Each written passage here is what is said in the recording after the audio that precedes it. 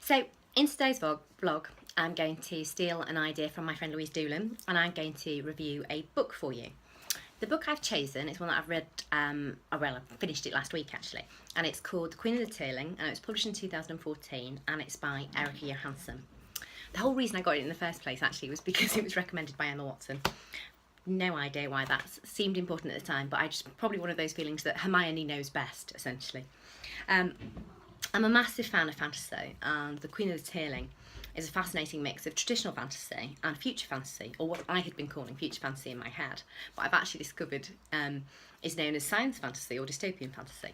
So, the story itself has a protagonist called Kelsey Glynn, and she's 18 years old, and she's been living in exile on a farm in the middle of nowhere since she was born.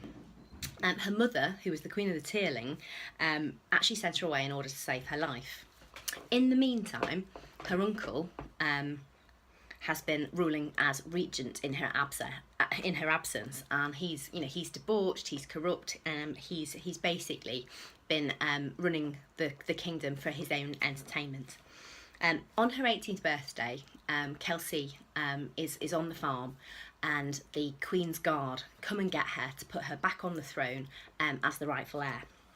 The story is actually set centuries in the future, but the world has actually returned to medieval times where the church is sacrosanct and women have no power. There's some really interesting nods to this within the book, and Johansen talks about the democracies of Europe and America having fallen. And she actually goes into more detail about this in book 2. But there's some really nice descriptions of medieval practices, but also discussions about how there are no more antibiotics, and talking about synthesising heroin and all sorts of very, very modern stuff within it as well.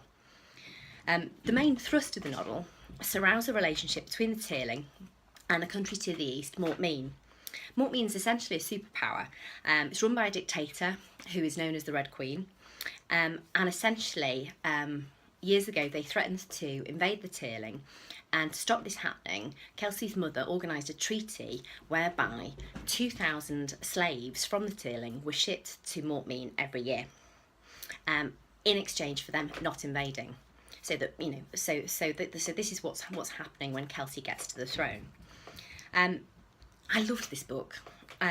I really like the idea of a teenager who's starting to learn how to rule a kingdom, but also coming of age at the same time, and sort of like the dichotomies or the tensions that those two things bring. I really liked all of the characters. My favourite character, I think, is Mace. He's the head of her guard, and I really like the mystery surrounding him, and he's quite irascible, and he's quite a mystery as well, so that's quite a nice touch. One of my other favourite characters is Arliss. He's just very eccentric, and he's basically her head of the treasury, and he's essentially a bookie. So there's some really nice twists, and there's some really nice characters. The whole thing is very much sort of like up my street. It's basically court intrigue. There's magic, but there's also dystopia, which I think gives it a nice twist. I essentially binge read it and finished it in about 2 days, and I immediately bought book 2.